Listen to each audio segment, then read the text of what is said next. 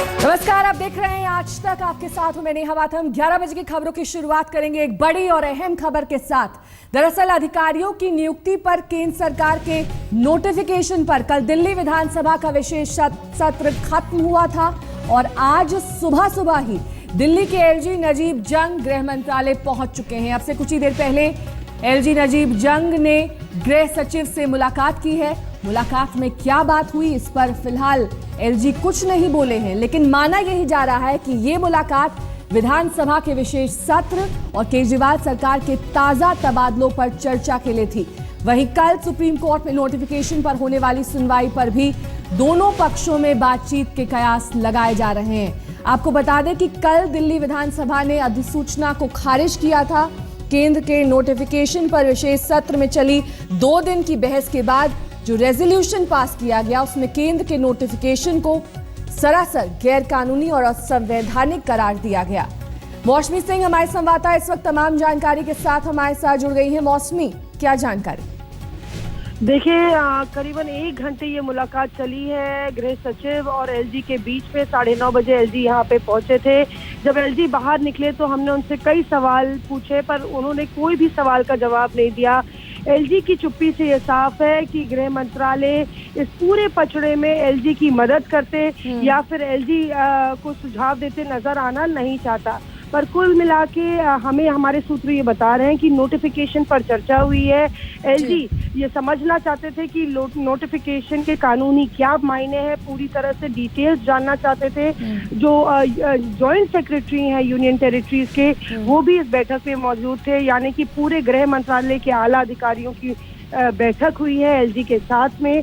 और आपको बता दें नेहा कि आज दिन में भी जो पीआईएल दाखिल होनी है इस नोटिफिकेशन के खिलाफ, एक पीआईएल मीटिंग में है जो जी। मौसमी, बहुत बहुत शुक्रिया तमाम जानकारी के लिए आपका। मौसमी सिंह हमारी संवाददाता जानकारी दे रही थी कि किस तरह से एलजी की बैठक हुई तमाम गृह मंत्रालय के अधिकारियों के साथ और उन्होंने कानूनी पेच इस नोटिफिकेशन की समझने की कोशिश की। बहरहाल अब अगली खबर जयपुर से है, जहां आपसे कुछ ही देर में गुर्जर नेताओं और राजस्थान सरकार के मंत्रियों के बीच बातचीत का एक और दौर शुरू होने वाला है। आज सुबह ही राजस्थान हाईकोर्ट के आंदोलन पर सख्त रवैये के बाद ये बैठक और भी अहम हो गई है, क्योंकि अब तक दोनों पक्षों में हुई बातचीत में सुलह के कोई भी आसार दिखाई ही नहीं दिए हैं। गुर्जर नेता 5% आरक्षण की मांग पर अब तक अड़े हुए हैं, जबकि वसुंधरा सरकार ने यह साफ कर दिया है कि 5% आरक्षण गुर्जरों को देने से सामाजिक सौहार्द बिगड़ सकता है, लेकिन सुलह पर बातचीत थोड़ी देर में शुरू हो सकती है। मैं पॉजिटिव ग्रुप का आदमी हूँ जी, सदैव आशावादी।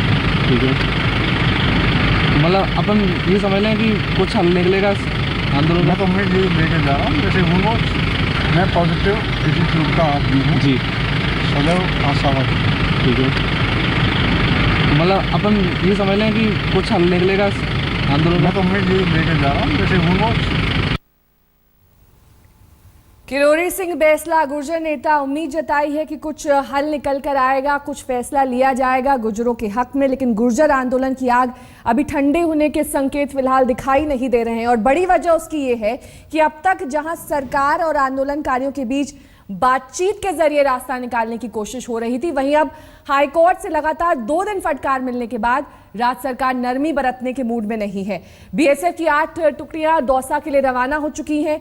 बीती रात ही सीआरपीएफ की 20 कंपनियां करौली, दौसा और भरतपुर में पहुंच चुकी हैं। यानी साफ संकेत अब सख्ती के दिखाई दे रहे हैं, जबकि लगातार चल रही आंदोलनकारियों से बातचीत अब तक बेनतीजा ही साबित हुई है। हालांकि आज 11 बजे से अब से कुछ ही देर बाद ये माना जा रहा है कि आंदोलनकारी नेताओं के साथ सरकार के मंत्रियों की बैठक होगी, लेकिन इस बैठक से पहले ही आज सुबह राजस्थान हाईकोर्ट ने डीजीपी और राजस्थान सरकार के मुख्य सचिव को फटकार लगाई और ये कहा कि आखिर देशद्रोह का मामला अगर दर्ज है तो फिर गुर्जरों को इस तरह की छूट क्यों दी जा रही है, क्यों अभी तक कोई भी गिरफ्तारी नहीं हुई है, क्यों अभी तक राजमार्ग जयपुर और आगरा का खाली नहीं कराया गया है, क्योंकि इसकी वजह से आम यात्रियों को दिक्कत हो रही है, वहां पर प्रदर्शन चल रहा है। देशद्रोह के मुकदमे के बावजूद अभी तक क्यों गिरफ्तारी नहीं की गई है, ये राजस्थान हाईकोर्ट ने सवाल पूछा है आला अधिकारियों से। अब तक रेलवे ट्रैक क्यों नहीं खाली कराए गए हैं, क्योंकि इसकी वजह से कई रेलवे और कई ट्रेनें रद्द की गई हैं। अब तक रेलवे को 100 करोड़ का नुकसान हो चुका है और आने वाले वक्त पर भी अभी भी प्रश्न चिन्ह बना हुआ है कि ट्रेनें जो रद्द हुई हैं वो फिर से बहाल होंगी या नहीं और ये आंदोलन कब खत्म होगा। अदालत ने इस मामले में राज्य की कानून व्यवस्था की जो स्थिति है, जो चरमराई हुई है, उस पर दोनों आला अधिकारियों को कड़ी फटकार लगाई। साथ ही ये कहा कि अब तक कानून व्यवस्था बनाने के लिए क्या कदम उठाए राज्य सरकार ने, उस बारे में बतावें और कल तक राज्य सरकार के इन दोनों नुमाइंदों समेत रेलवे विभाग से इस बारे में शपथ पत्र पेश कर स्थिति स्पष्ट करने को कहा है और ये पूछा है कि अब तक इस बारे में आपने क्या क्या कदम उठाए। ये अनकॉन्स्टिट्यूशनल इसलिए नहीं था, हम ये प्रेयर करना चाह रहे थे कि गुर्जर समाज 2000 से ये आंदोलन चालू है। 2000 से लेकर 2007 तक किसी भी प्रकार का कोई आंदोलन नहीं हुआ। 5-5, 7-7 लाख लोगों की यहाँ मीटिंगें हुई और किसी भी थड़ी ठेले वाले का भी कहीं कोई नुकसान नहीं हुआ। तो गुर्जर आंदोलन के चलते भारतीय रेलवे और रेल के मुसाफिरों को खासा तकलीफों का सामना करना पड़ रहा है। अब तक मेल और एक्सप्रेस मिलाकर कुल 325 से ज्यादा ट्रेनें प्रभावित हो चुकी हैं। रेलवे को अब तक 100 करोड़ से ज्यादा का नुकसान हो चुका है। रेलवे को इस आंदोलन से करीब 15 करोड़ का रोज नुकसान हो रहा है। रोज करीबन 40 से 45 रेलगाड़ियां रद्द हो रही हैं, माल भाड़े वाली गाड़ियां रद्द हो रही हैं, जबकि अब तक करीब 110 से ज्यादा ट्रेनों का रूट डाइवर्ट भी किया जा चुका है। रेल सेवा के ठप होने से अब तक करीब 8 लाख से ज्यादा यात्री प्रभावित हो चुके हैं।